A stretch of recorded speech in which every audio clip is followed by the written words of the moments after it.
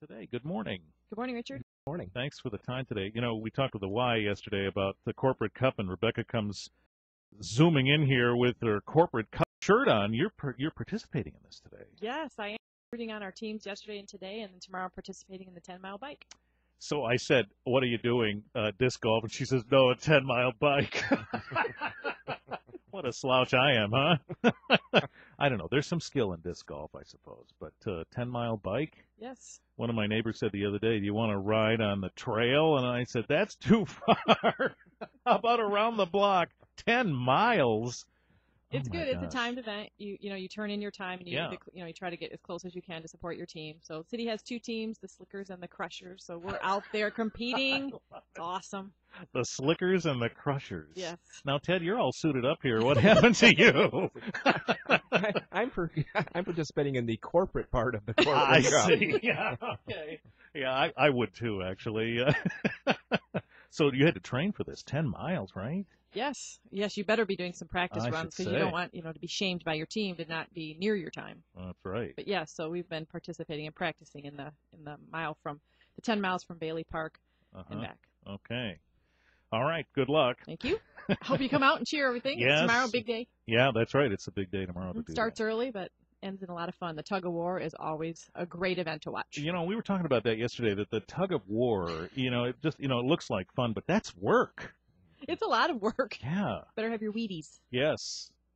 Guess I better start that today. All right. So good luck to all of those participants.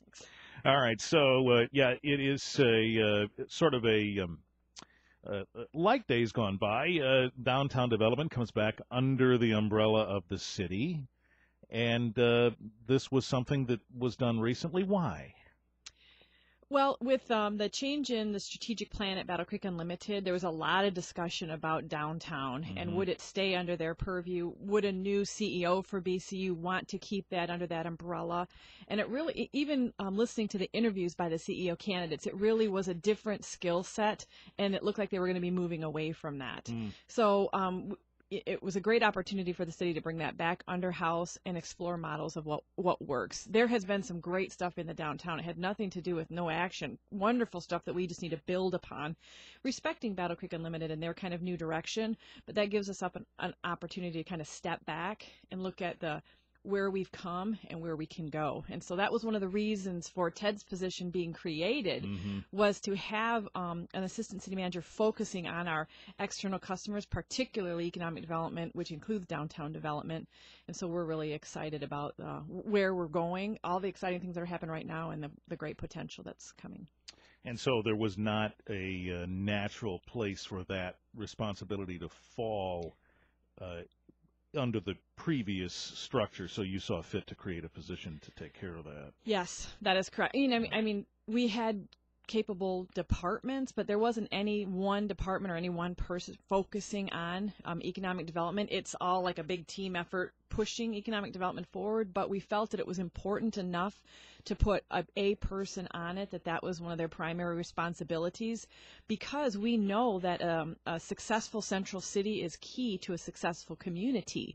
And so, we've really taken this opportunity to consider the downtown as another neighborhood, and how can we connect all of our neighborhoods together to that central city, but again, connecting our neighborhoods to that core downtown to create a vibrant place and fun place to be, where people want to gather. I mean, that's what downtowns were all about when they were first developed. It was a gathering place. Right. And that's kind of what we're going back to. That's where you see the state really pressing on place-making initiatives, creating these fun places where people want to work, live, and play. I mean, that's not just a key phrase, but it's true. That's exactly what you're trying to create. And it's not a cookie cutter. We can't just take Ann Arbor's downtown plan and plop it into Battle Creek's downtown, because it's very different. We need to be listening to our residents and our businesses that are down there and that may want to be down there about what they're looking for, what they like now, what they think we're missing, and what they'd like to see in the future. And we'll talk more about that when we come right back in just a moment on WBCK.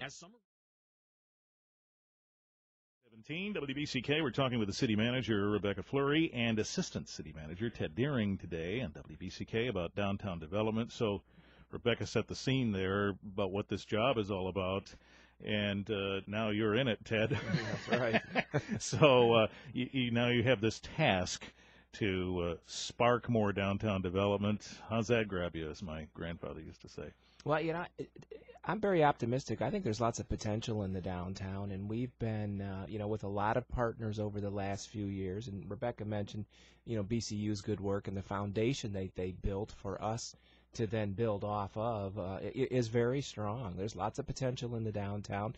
There are some changes, in preferences among folks that are starting to rally downtowns, and you're seeing it in communities across not only the state of Michigan, but across the country. And Grand Rapids, for example, is a good example of what can happen in an urban setting and what kind of choices people are making about where they want to live, work, and play, as Rebecca mentioned. So, it's time for us to kind of get on that bandwagon, and we have the ability to do it, and we have the resources to do it, and we have the capacity to do it. And so I'm very optimistic about where we can be, certainly 2 or 3 years from now, and definitely 5 years from now. So when we talk about what we'd like to have happen as far as new development, what would you say the top few things are? Well, I think activating the residential piece is the next critical step for us. Again, housing preferences of younger folks are starting to reflect a desire to live in these types of urban settings. We have the space downtown. We have some buildings that are ideally suited for residential. So I think the next critical step for us is getting some units online, because we don't have many right now, to start to build that momentum for residential. And then from there, I think what you'll see happen is, the entertainment piece, retail, restaurants, even some of the programming that we believe we can do. And I think our recent event in the downtown, this Backyard Burgers and Brewfest, is a good example of what the downtown could look like and the kind of programming that we could do. Will all be much more doable and much more sustainable when we get the residential piece up and going. That mix seems to be the choice: residential, some retail, restaurants, and entertainment venues all wrapped together. I've heard some rumblings from Kalamazoo lately that retail is struggling a little bit because restaurants and entertainment venues tend to take precedence and thrive a little bit more. Is that a balance that you see in other places that is interesting in terms of the juggling of those?